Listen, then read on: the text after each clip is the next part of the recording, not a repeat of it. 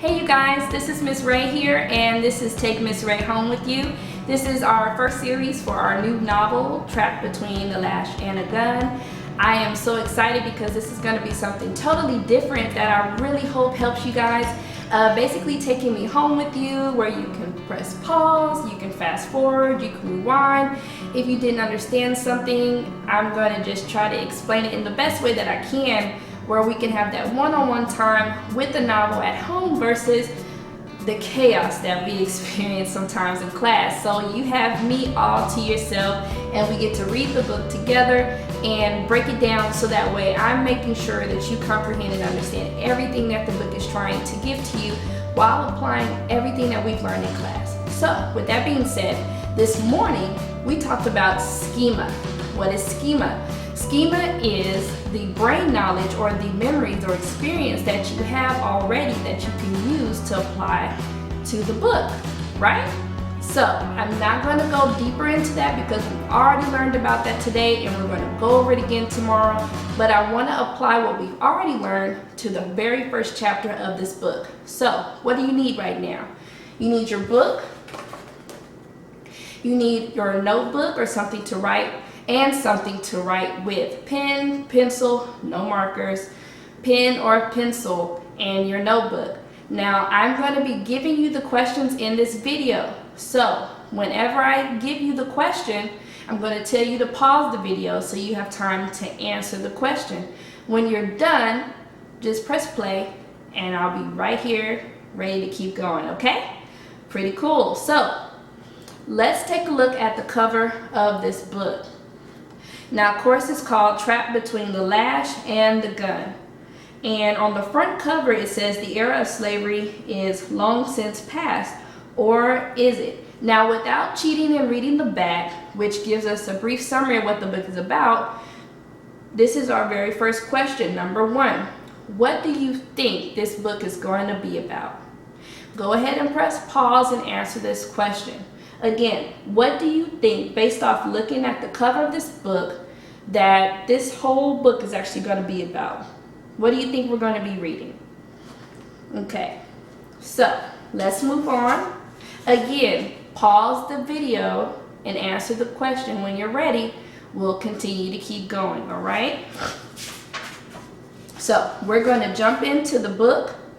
Now that you've answered your question, I want you to go down on your paper. And as we're going along, we're going to chart the characters, write what we think about the characters.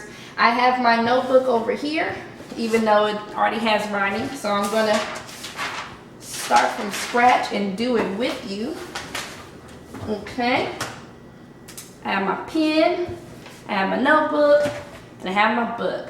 You should probably either be sitting at a table like I am at a desk. You could lay on the floor, laying on your belly with everything that you need with you, on your couch maybe, but you need to be sitting somewhere. You need to be somewhere where you can focus.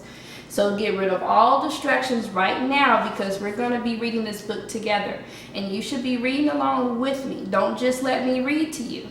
Read along with me, okay guys? So we're going to open our books to chapter 1, page 1. I'm going to be reading as I said, and answer the questions, or when I stop, you should have the same thing that I have. So when we come back on Tuesday, tomorrow, your page or your paper should look like mine, okay? So you should have number 1, your answer about what you think based off of the cover, what the book's going to be about. Put a space between your answer, and then so on and so forth, okay? So, chapter 1. 12-year-old Jordan leaned against the fridge drinking a Coke while his sister Tashelle sat at the kitchen table munching on a cookie. A foggy mix of fear and longing swirled around Jordan as he watched Mom wrap a cup in newspaper, then carefully place it in a big cardboard box. "I don't know why you want to move to that honky suburb," Jordan told his mother. "Jordan, you know how I feel about that word," she said. "And besides, black folks are moving into Springdale all the time. Someday you'll thank me for moving this family to a place where there's less crime, so you don't get mixed up with the wrong people." Mom's big dark eyes, slightly tilted up at the corners, flashed fire, and to Jordan that was a warning. Did she suspect? She'd have a fit if she knew who his new friends were, especially King, the Cobra's top man. So, we already have a few characters, right? So under question 1, after that space, you're going to write Jordan. Jordan looks like he's going to be our main character, right? So write Jordan dash main character. And Jordan, as it says here, has a mom. And he has a sister. Her name is Tashelle. If you need to know how to spell that, just go back to the first page. Yes, and she's his little sister. So of course you don't need a dash next to mom because it's pretty self-explanatory. And Tashelle, we're going to write little sister. Now he does mention his new friend named King, so we'll go ahead and write King down. And next to it you can put Cobra's. I'm going to put Cobra's leader because that's what top man is. So we should have 4 characters right now. Again, pause if you need time to write. Jordan, she said, you're going to be grounded until doomsday if you skip any more classes. And I want to know why you're never here after school when I call from the office. Jordan guzzled Coke, tilting his head back to hide his face, feeling the bubbles sting his throat. Now you look at me, Jordan, she said, and talk straight for a change. He set his drink down hard. It was his turn to attack. Mom, you're in my face all the time and I'm tired of it. His mother stared at him and her eyes filled with tears. Oh, Jordan, sometimes I wonder whatever happened to that sweet little boy you used to be. Jordan felt sorry he made her cry, but couldn't let it show. I'm not a little boy anymore, he said. Mom stood there studying him. No, you're not a little boy anymore. But I don't like the changes I see.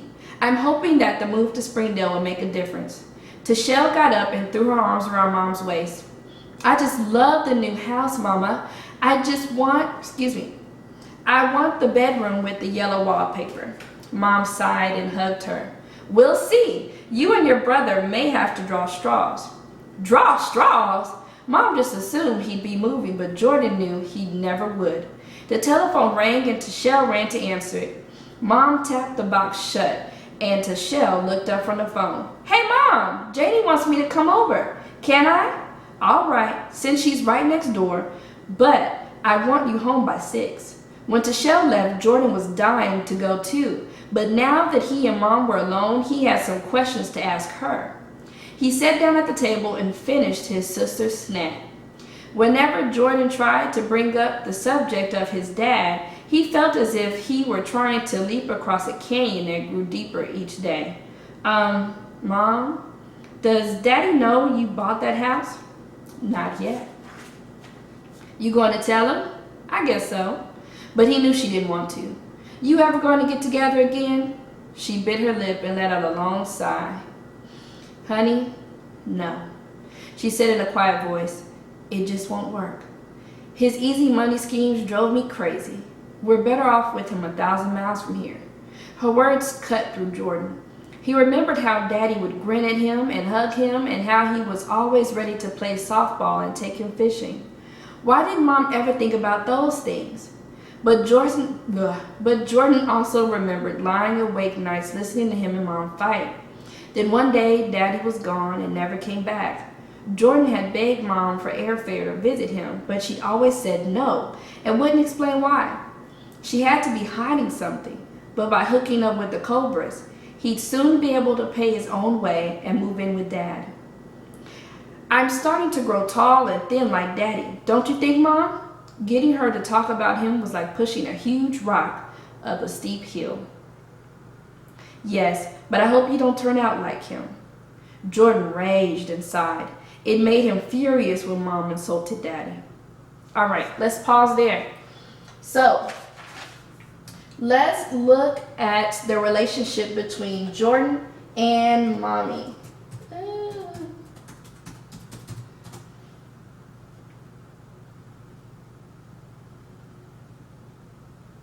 So, how does Jordan, number 2, how does Jordan feel about his mom? And you can press pause. There's no right or wrong answer, but based off of what we've read, how does Jordan feel about his mom? Number 3, how does Jordan feel about his dad?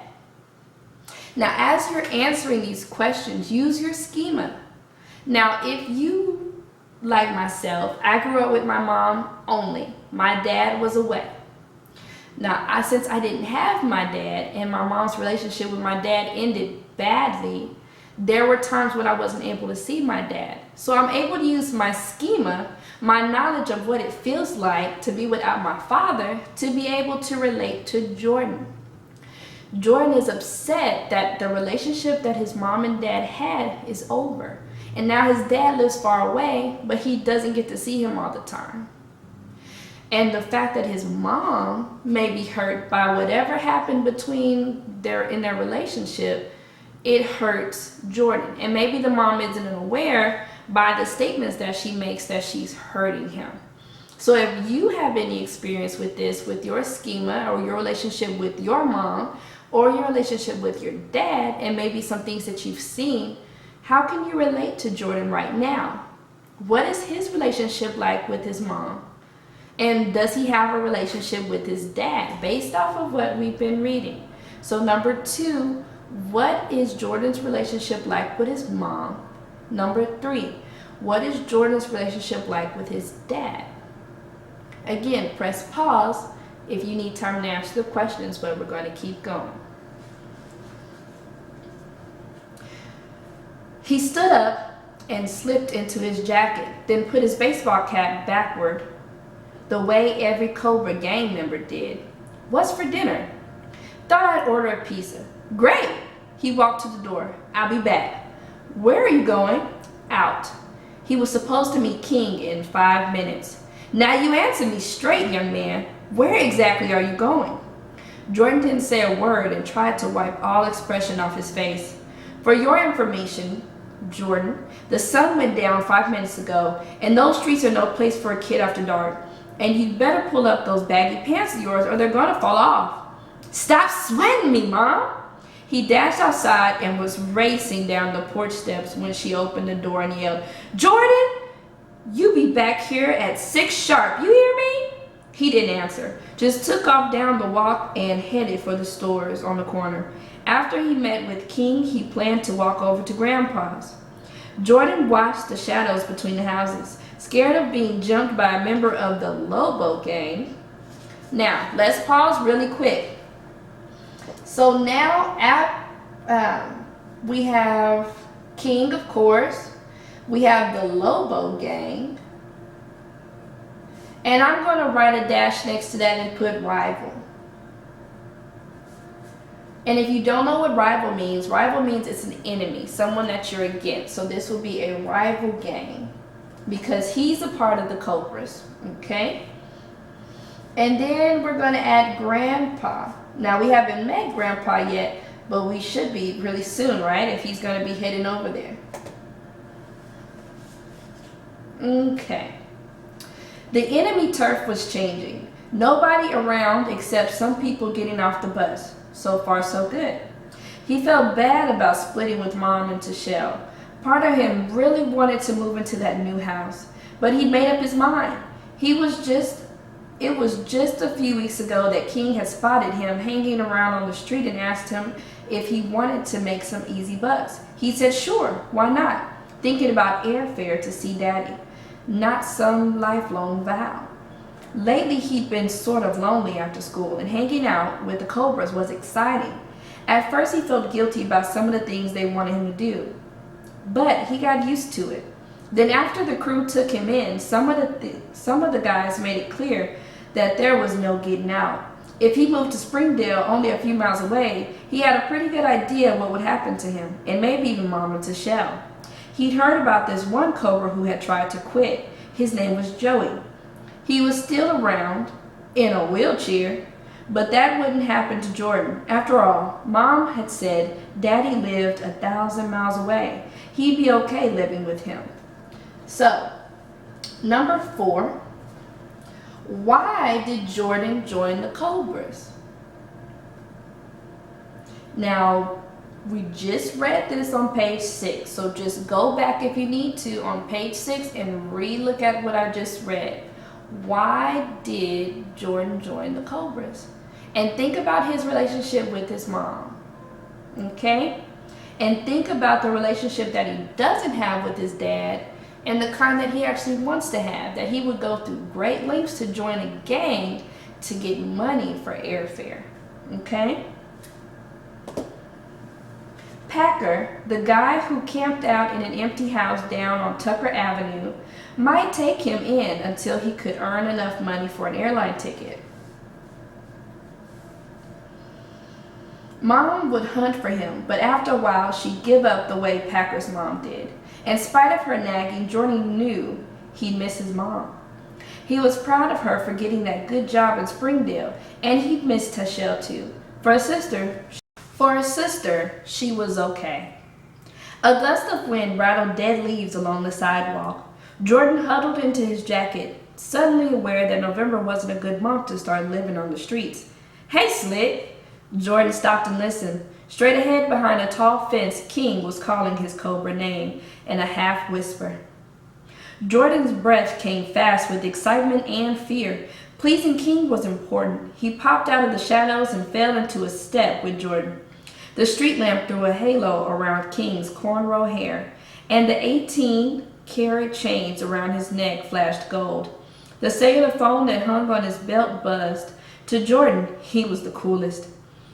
King picked up the phone. "Call back, I'm busy." Jordan thought King's gang name suited him. He was 20 years old and knew everything. "The meeting's all set for tonight," said King. "6 sharp, Baker's parking lot, bring the money, and don't be late." "I'll be there," Jordan said, with the money. The Cobras were setting it up for him to buy a gun. Every Cobra had to be strapped.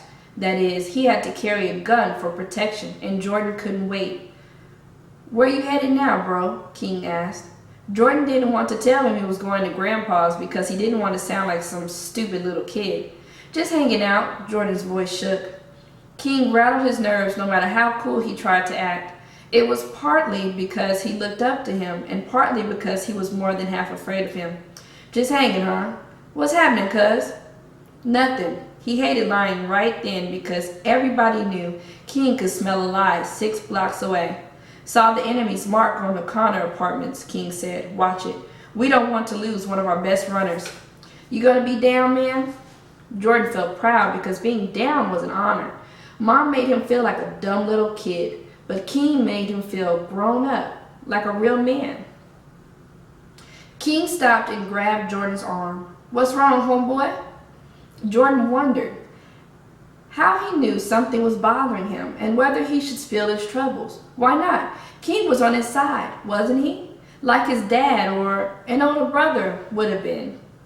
"It's my mom," he said. "She hassling you for skipping school?" "Yeah. And I'm going to need a place to crash." "She kick you out?" "No. Bought a house in Springdale. Has a job there." King whistled under his breath. "Springdale, huh? She's going high class, man. You ain't leaving too." "Nope." No way would he tell him about moving 1,000 miles away. King grinned. "Yeah, man, you got the right idea there. So don't sweat it, you hear? You can move in with me and my girlfriend. Temporary, of course." Jordan was stunned by King's offer, and more than a little thrilled. To refuse would be unthinkable, but all he said was, "What if my mom tries to find me?" "Listen, Slick, you ain't the first one we hid. We got ways and we got means your mama ain't never heard of." King's words soothed Jordan's mind. He should have known all along that the Cobras would take care of him. King patted him down on the back, then turned and walked off. Jordan realized he hadn't felt like this since before Daddy had walked out. Complete. Like he belonged to something he could count on. The Cobras were his family now, at least for a while. He felt free and strong. "See you at 6, he called out. So, that's chapter 1. So let's take a look at Jordan for a minute. What do you think about, and this will be number 5, what do you think about Jordan? What kind of person is he? So let's walk through this together. So we have Jordan. Now we don't know how old he is. Let's see. No, we don't know how old he is, but he's definitely not the same age as King, okay? So he's still a young boy, maybe in high school or middle school. And he lives with his mom and his sister. Now we know he has some conflicts and some disrespectful tendencies with his mother, right? But where do those anger and the disrespect that he shows his mother, where does that come from? Maybe because he's missing his dad, right? I kind of feel like Dora to Explorer when they're like, where's the A? And they sit there blinking at you, waiting for you to respond. I wish I could talk to you or see you. It feels weird. But anyway, he misses his dad, right? And this is the reason why he's joining the Cobras. Because with the Cobras, he can make fast money. Now with our schema, like for myself, I don't have any knowledge about gang-related activity or being in a gang outside of what I've seen in movies. None of my friends have been in gangs. I don't know anyone that's been in gangs. Nothing like that. So my schema is very low in the gang department outside of what I've seen on television. Okay, so with my knowledge based off of what I've seen on television, I do know that when he is in a gang, as he said, it's you're in or you're out. And to get out, it's very difficult. So as you can see, he's stressed out about moving away or even telling the truth to King that he's trying to go 1,000 miles away to be with his dad. Okay? So Jordan is a young boy who just wants to be with his dad. And he's made a lot of choices so far. Excuse me. He's skipping school, possibly to do gang activity.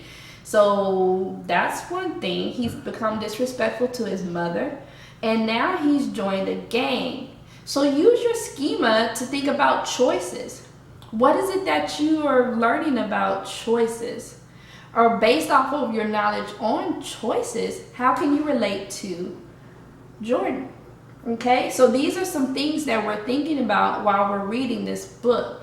Using our schema, our knowledge and experiences and memories to understand this character. See how we are easily able to break down and understand Jordan and just be like, oh, he's some rude, dumb little boy.